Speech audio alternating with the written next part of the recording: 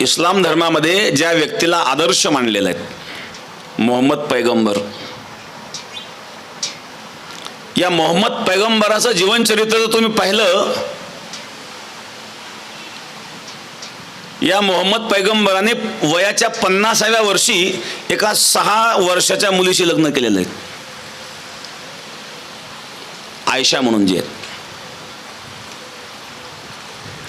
एक मनुष्य 50 वर्षाचा मनुष्य 6 वर्षाच्या मुलीशी लग्न करतो, यापेक्षा कोणता अत्याचार असू शकतो? ज्यांचे आदर्श असे आहेत ते काय वागतील?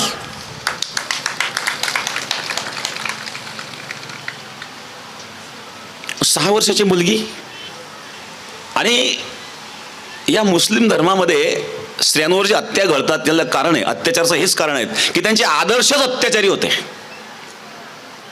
कदाचित कोणी माझ्या मताशी सहमत नसेल, नसण्याचं काही कारण नाही, वस्तुस्थिती आहे.